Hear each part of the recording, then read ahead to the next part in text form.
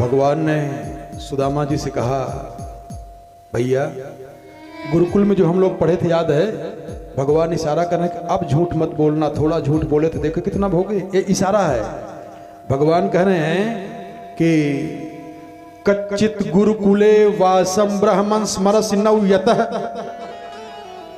भैया हम लोग जब गुरुकुल में पढ़ने गए थे, इशारा कर रहे हैं कि जो चना खा गए थे अकेले अकेले, उसी के दोष इतना भोगे आप, अब गलती मत करना। यहाँ पर भी कृष्ण भगवान इशारा में कर रहे हैं। लेकिन धन्य हो सुदामा, तो सुदामा है ना। सुदामा जी ने जब देखा कि इतना सुंदर महल है, इतनी सुंदर सुंदर इनकी पत्नियां हैं, और हम मैला कुचैला कपड़ा में टूटा हुआ चिवड़ा इनके सामने रखूंगा तो इनकी पत्नियां इनका मजाक उड़ाएंगी। हमारे मित्र का कोई मजाक उड़ावे, हमसे बर्दाश्त नहीं होगा। सुदामा जी मन ही मन में फिर बना लिए बात कि मैं जो सुशीला भेजी है चिवड़ा टूटा उटा, उनको दिखाऊंगा नहीं, बताऊंगा नहीं। फिर पाप लग जाए झूठ बोलने का, नरक की यातना भोगूंगा चलेगा, लेकिन कृष्ण का अपमान हो जाए ये हमसे बर्दाश्त नहीं हो पाएगा। कहा, कई बार भगवान ने इशारा किया कि मित्र देखो, हम लोग जब पढ़ रहे थे तो गुरु माता ने चना दिया, ये सब इशारा कर रहे हैं, बता रहे हैं। देखो गुरु जी आए थे, कहा अहो हे पुत्र का यूयम मस्मदर्थे दुखिता। लेकिन इसके बाद भी सुदामा जी कुछ बोल नहीं रहे। तब भगवान कह रहे हैं कि देखो सुदामा, ये हमारा स्वभाव है कि पत्रम पुष्पम फलम तोयम यो में भक्त्या प्रयक्षति। भक्ति से हमको कोई पानी चढ़ा दे, फूल चढ़ा दे, पत्र चढ़ा दे, सूखा घास चढ़ा दे, मैं प्रसन्न हो जाता हूं। भगवान प्रेरणा दे रहे हैं कि जो भाभी जी ने भेजा है चिवड़ा, शर्माओ मत, हमको दे दो। धन्य है सुदामा। सुदामा जी से कहे, भैया विवाह हो गया आपका? सुदामा जी ने कहा, कहाँ भैया हो गया। कहा तब तो भाभी हमारे लिए कुछ न कुछ भेजी होंगी। और सुदामा जी उस चिवड़ा की पोटली को अपने हाथ के इसके नीचे दबा लिए थे। कहा भैया भेजी तो थे, लेकिन हम जल्दी जल्दी में थे, आते समय ले नहीं आ पाए, भूल गए। भगवान ने कहा भूल गए? ऐसे वहां गुरु माता के लिए भूले, फिर यहां भूल कर रहे हो। और बात ही बात में भगवान ने इत्युक्तो विदुदस्तस्मै पीडितः पतये श्रियः, बात बात में भगवान ने हाथ पकड़ के खींचा। कहा ऐसे भूल जाते हो? जो खींचे पोटली नीचे गिर पड़ी। जब पोटली नीचे गिरी, भगवान ने कहा ये क्या है? सुदामा ने आंख बंद कर दी।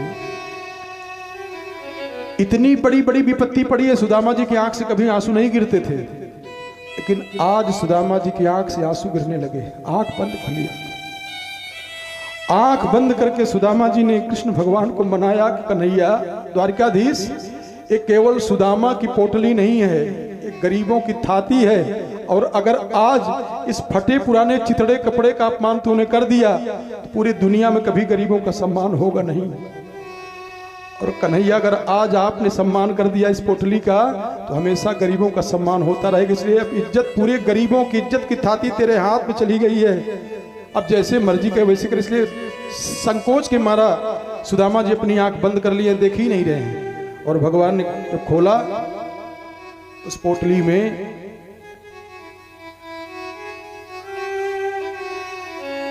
आंख के आंसू के स्याही से सुशीला जी ने पत्र भी उसी में लिख करके भेज दी थी। भगवान एक मुट्ठी चिवड़ा जब उठाए, और जब एक मुट्ठी चिवड़ा उठाए तो जो पोटली थी, वो पोटली का जो कपड़ा की जगह था वो खाली हो गया।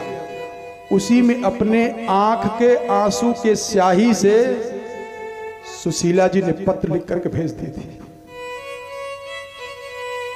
क्या लेकिन जानते हो, उस आंसू के स्याही को तो केवल परमात्मा पढ़ पाएगा, दुनिया हम कौन पढ़ेगा।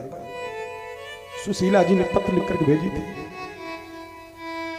एक मास द्विपाख में द्वि एकादशी होई, लेकिन केसो हमरे कुटी में नित्य एकादशी हो। भगवान की भुजाएं फड़क गई कि धिक्कार है मेरी द्वारिकाधीशी पर। तुरंत उन्होंने जवाब लिखा, भाभी होनी थी जो हो गई, अब आगे नहीं होए। अरे भाभी तेरे भवन में अब नित्य द्वादशी हो। हमारी गलती को क्षमा करिए भाभी, जो एकादशी हो रही थी वहां, अब दुनिया के बड़े बड़े देवता, बड़े बड़े महात्मा तुम्हारे यहाँ जाकर के द्वादशी मनाएंगे या भोजन करेंगे। रात भर में ही, रात के ही अंदर जो भोजन आया ना 56 प्रकार का, सुदामा जी भोजन कर नहीं रहे थे, उनके आंख से आंसू टपक रहे थे कि मेरी पत्नी सुशीला भूखी सो रही है, मैं यहां भोजन कर रहा हूं। बड़ी कथा मार्मिक है, करना बड़ा कठिन हो जाता है। चलने लगे हैं ना,